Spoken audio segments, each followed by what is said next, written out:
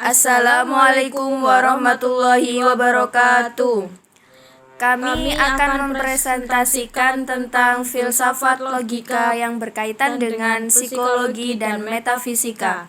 Saya Rika Oktavia dengan NIM 2019 1770133. Saya Ramadhani Fitria Anissa dengan NIM 2019 1770143.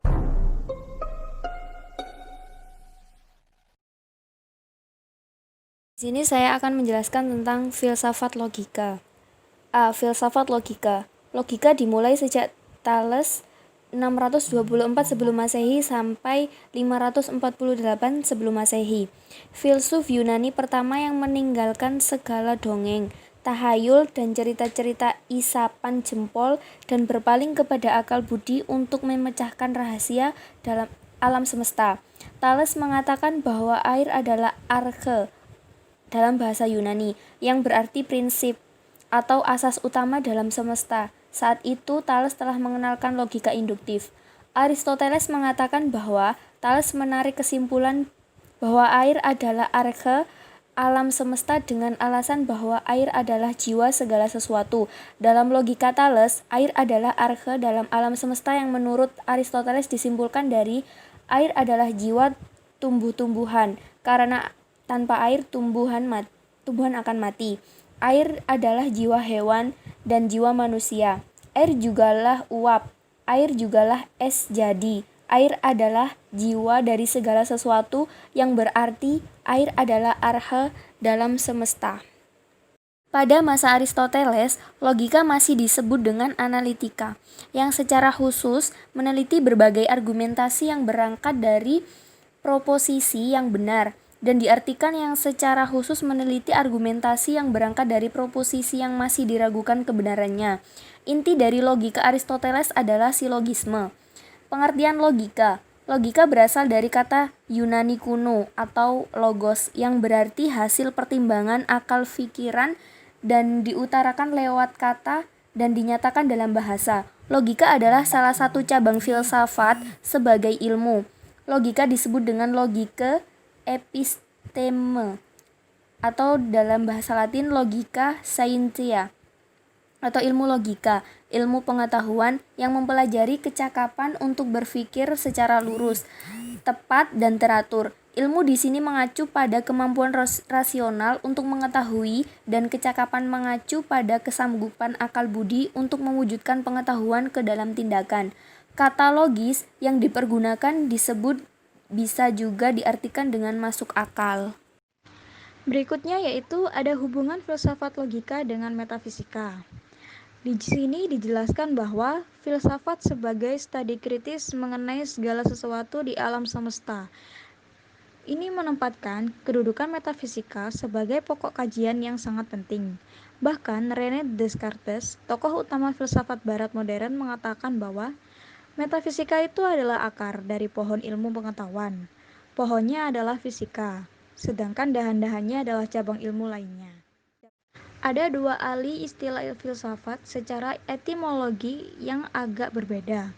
Ahli pertama yaitu apabila istilah filsafat mengacu pada asal kata philien atau mencintai dan sophos artinya bijaksana. Itu berarti mencintai hal-hal yang bersifat bijaksana. Bijaksana di sini mengacu pada kata sifat. Adapun hubungan filsafat logika dengan psikologi. Filsafat dan psikologi. Filsafat bisa menegaskan akar historis ilmu psikologi. Seperti kita tahu, psikologi dan semua ilmu lainnya merupakan pecahan dari filsafat. Di dalam filsafat, kita juga bisa menemukan refleksi-refleksi yang cukup mendalam tentang konsep jiwa dan perilaku manusia. Refleksi-refleksi semacam itu dapat ditemukan baik di dalam teks-teks kuno filsafat maupun teks-teks filsafat modern. Dengan mempelajari ini, para psikolog akan semakin memahami akar historis dari ilmu mereka, serta pergulatan-pergulatan macam apa yang terjadi di dalamnya. Salah satu cabang filsafat yang kiranya sangat mempengaruhi psikologi adalah eksistensialisme. Tokoh-tokohnya adalah Søren Kierkegaard, Friedrich Nietzsche, Viktor Frankl, Jean-Paul Sartre, dan Rollo May. Eksistensialisme sendiri adalah cabang filsafat yang merefleksikan manusia yang selalu bereksistensi di dalam hidupnya. Jadi, manusia dipandang sebagai individu yang terus menjadi, yang berproses mencari makna dan tujuan di dalam hidupnya. Dalam konteks perkembangan psikologi sosial, filsafat juga memberikan wacana maupun sudut pandang baru dalam bentuk refleksi teori-teori sosial kontemporer. Di dalam filsafat sosial, yang merupakan salah satu cabang filsafat, para filsuf diperkaya dengan berbagai cara memandang fenomenal sosial politik, serta kekuasaan, massa, masyarakat, negara, legitimasi, hukum, ekonomi, maupun budaya.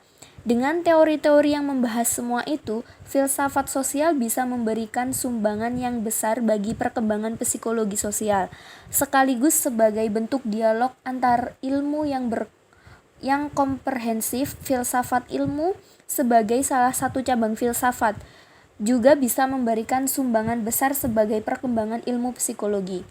Psikolog sebagai seorang ilmuwan tentunya juga memerlukan kemampuan berpikir dan ditawarkan oleh filsafat ilmu ini. Tujuannya adalah supaya para psikolog tetap sadar bahwa ilmu pada dasarnya tidak pernah bisa mencapai kepastian mutlak, melainkan hanya pada level probabilitas. Dengan begitu, para psikolog bisa menjadi ilmuwan yang rendah hati, yang sadar betul akan batas-batas ilmunya, dan terhindar dari sikap saintisme, yakni sikap memuja ilmu pengetahuan sebagai satu-satunya sumber kebenaran. Psikologi sebagai bagian dari ilmu filsafat. Di sini ada dua tokoh utama, yaitu yang pertama René Descartes. Descartes menjadi filsuf pertama yang menekankan kekuatan faktor internal manusia sebagai satu-satunya kekuatan yang dapat dipercaya dibandingkan dengan faktor eksternal. Descartes juga menyatakan bahwa ide tentang soul body melahirkan Cartesian dualisme yang sangat populer dengan digunakan oleh para filsuf lainnya. Dengan demikian, faktor mindlah atau kemampuan untuk self-reflection yang membedakan manusia dari binatang dan menjadikan makhluk yang secara intelektual lebih unggul. Hubungan antara mind, body bersifat psychal yang berpusat pada kelenjar pineal. Proses badaniah dipelajari dalam bidang fisiologis dan aspek mind dipelajari oleh psikologi. Descartes menjadi filsuf modern pertama yang mendefinisikan objek studi psikologi sebagai mind. Tokoh kedua yaitu ada Gottfried Wilhelm von Leibniz. Ini berasal dari Jerman. Tradisi filsafat Jerman sifatnya memandang proses mental secara lebih aktif. Body and soul tidak dipandang lebih dualisme, tetapi lebih dipandang sebagai aspek yang integratif dari aktivitas manusia. Pandangan yang lebih aktif ini tidak lepas dari konteks politik Jerman pada masa itu yang lebih bergejolak dibandingkan Inggris, di mana masih terjadi konflik antar agama yang disertai juga dengan konflik regional. Lalu berikutnya menjelaskan tentang metafisika. Metafisika adalah cabang filsafat yang membahas persoalan tentang keberadaan atau eksistensi. Istilah metafisika berasal dari kata Yunani meta tapaisika yang dapat diartikan sesuatu yang ada di balik atau di belakang benda-benda fisiko. Aristoteles tidak memakai istilah metafisika, melainkan proto-filosofia, yang artinya filsafat pertama. Filsafat pertama ini memuat uraian tentang sesuatu yang ada di belakang gejala-gejala fisik seperti bergerak, bembah, hidup, mati. Metafisika dapat didefinisikan sebagai studi atau pemikiran tentang sifat yang terdalam, atau bisa disebut dengan ultimate nature, jadi kenyataan atau keberadaan. Berikutnya ada aliran-aliran metafisika. Aliran-aliran metafisika ini terbagi menjadi dua. Yang pertama yaitu materialisme, dan yang kedua ada spiritualisme. Materialisme, suatu pandangan metafisika yang menganggap bahwa tidak ada hal yang nyata selain materi. Tokoh-tokoh dalam materialisme ini Yang pertama ada Demokritos. Demokritos berkeyakinan bahwa alam semesta tersusun atas atom-atom kecil yang memiliki bentuk badan. Lalu ada Thomas Hobbes yang berpendapat bahwa segala sesuatu yang terjadi di dunia merupakan gerak dari materi. Yang kedua ada spiritualisme, suatu pandangan metafisika yang menganggap bahwa kenyataan yang terdalam adalah roh. Ada pneuma, nous, reason, and logos, yaitu roh yang mengisi dan mendasari seluruh alam. Tokoh spiritualisme yang terkenal adalah Plotinus dan Hegel. Filsafat Plotinus merupakan kelanjutan filsafat Plato, sehingga ajarannya juga dikenal dengan nama Neoplatonisme. Lanjut ke materi selanjutnya, ada hubungan logika dengan psikologi dan metafisika.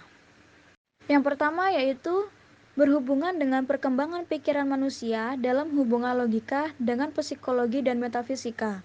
Ini membicarakan tentang perkembangan pikiran tentang pengalaman melalui proses subjektif dalam jiwa.